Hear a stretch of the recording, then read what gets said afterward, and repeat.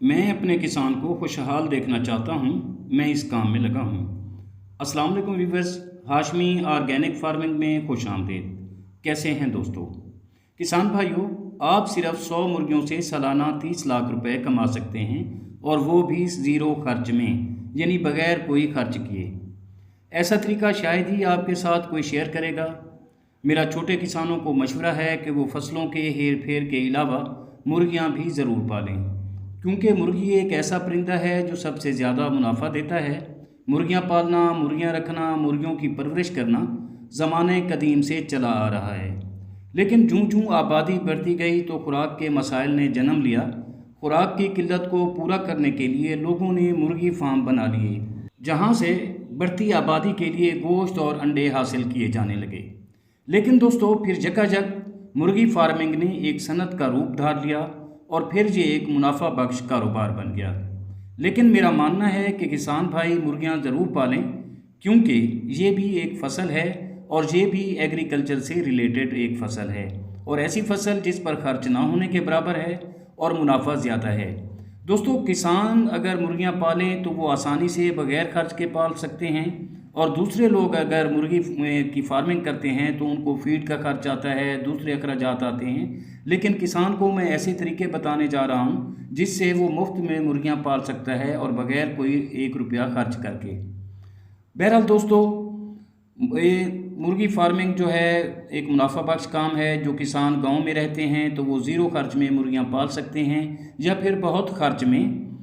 खैर दोस्तों, चलते हैं अपने टॉपिक की तरफ कि 100 देसी मुर्गियों से सालाना 30 लाख रुपए हम कैसे हासिल कर सकते हैं। तो सबसे पहले आपने प्योर देसी मुर्गियां, जो अब भी हमारे देहातों से मिल जाती हैं, जो आपके और हमारे आबा अजदाद सदियों से पालते आए हैं, तो वो ख़रीद करनी है, इकट्ठी करनी है, यानी कलेक्ट करनी है इलाकों से।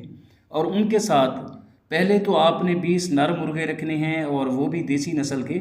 अगर 20 नहीं मिलते तो 10 या 15 से भी काम चल जाएगा।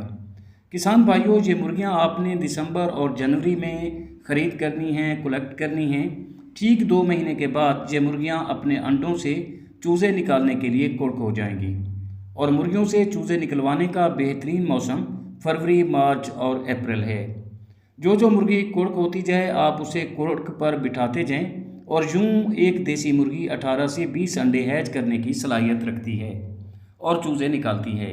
अगर आपकी एक मुर्गी 15 चूज़े भी निकाले तो ये 1500 चूज़े बनते हैं। अगर आप सही देखभाल और परवरिश करते हैं तो ये सिर्फ 7 माह में तैयार हो जाएंगी, और एक देसी मुर्गी बाज़ार में 2000 रुपये से कम में फ़रोख्त नहीं होती।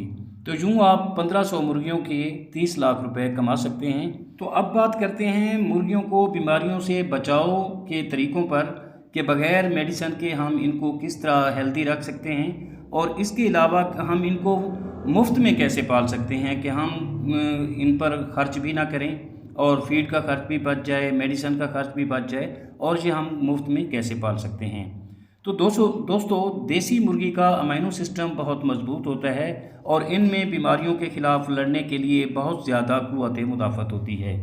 लेकिन इसके बावजूद भी आपने हर महीने अपनी मुर्गियों को सिर्फ एक वैक्सीन, जिसे रानीखेत की वैक्सीन कहते हैं, वो ज़रूर करवानी है, क्योंकि रानीखेत एक मोहलक बीमारी है, और वो जब भी आती है तो फ्लाग के फ्लाग तबाह कर देती है।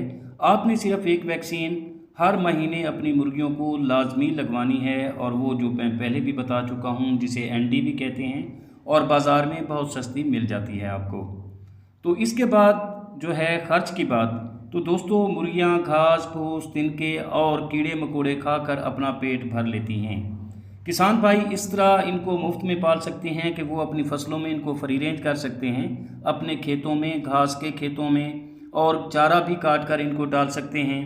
तो इसके अलावा गाय, भैंस और जानवरों का जो गोबर है, उनसे भी ये कीड़े निकाल कर खा लेती हैं, और गोबर में जो गल सड़ जाती है घास वगैरह, तो वो भी ये खा कर अपना पेट भर लेती हैं। तो इस तरह ये बग़ैर खर्च के तैयार होती हैं।